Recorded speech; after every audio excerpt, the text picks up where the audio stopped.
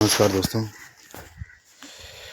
आज के समय में बहुत समस्या ये हो रही है कि हम बुज़ुर्गों का मान सम्मान नहीं करते हैं। अपने जो माता पिता हैं या दादा दादी हैं उनको इतनी इज्जत और वरीयता नहीं देते हैं, जबकि वो हमारे आदर्श होते हैं और उन्हीं के आदर्श सीख कर हमें चलना चाहिए।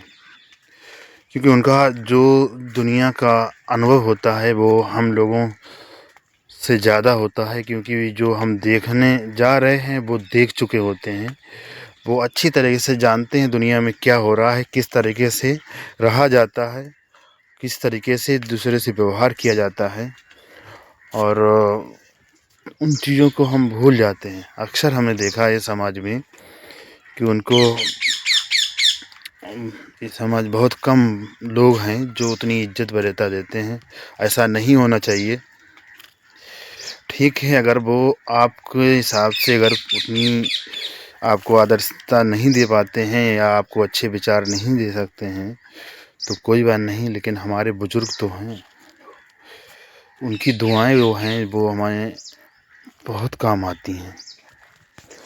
हमारी ये समझ है कि दुआ कुछ नहीं, लेकिन बुज़ुर्गों की जो दुआएं होती हैं वो आज से नहीं, बहुत हमारी कई पीढ़ियों से चली आ रही हैं कि हमारे बुज़ुर्गों की जो दुआएं होती हैं, उनकी आत्मशक्ति की जो दुआ मिलती है उन्हें खुश करने की, तो वो हमारे लिए एक कवच का काम करती हैं।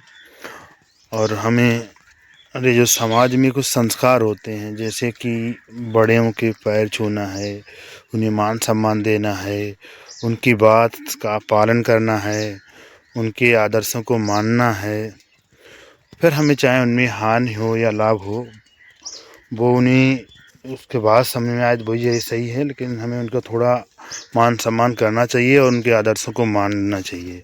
अगर यदि हमें छोटा मोटा भी अगर कहीं नुकसान अगर होता है तो वो समझेंगे, लेकिन हमें उन्हें उस चीज़ को समझा दें, लेकिन उनके आदर्शों को मानें ज़रूर। ये हमारे लिए एक बहुत गर्व की बात होती है। और बुज़ुर्ग जो होते हैं वो हमारे कवच होते हैं, जिनकी छाया में हम रहते हैं।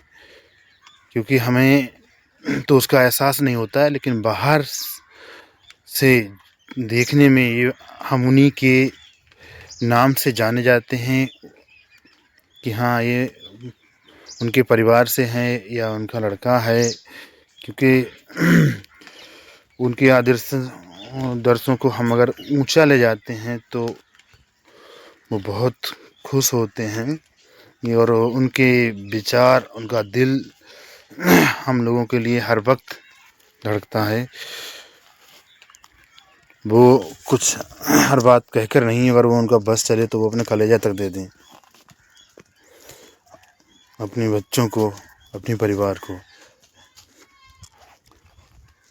तो इसलिए हमारा आप सभी से ये रिक्वेस्ट है कि अपने परिवार में जो बुज़ुर्ग हैं, ठीक है, आप जिस भी पोजीशन में हो, अच्छे हालात अगर नहीं भी हैं, फिर भी उनका साथ ना छोड़ें, साथ दें। समय ज़रूर बदलता है, ऐसा नहीं, समय चलता रहता है, एक सा नहीं रहेगा।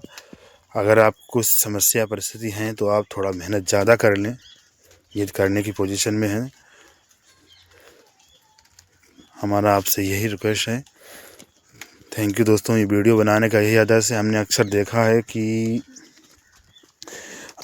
कमज़ोर लोग हैं, उनके यहाँ भी ऐसी पोजीशन होती है कि वो नहीं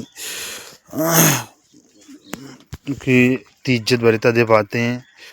और कुछ लोगों में हमने सुना है, देखा तो अक्सर नहीं है, कि जो ज़्यादा बच्चे पढ़े लिखे हैं, बाहर विदेश में पढ़ते हैं, जिनके माँ बाप यहाँ रहते हैं, तो वो बस अपनी फैमिली वहीं सेटलमेंट कर लेते हैं और बुज़ुर्गों को, माँ बाप को भूल जाते हैं।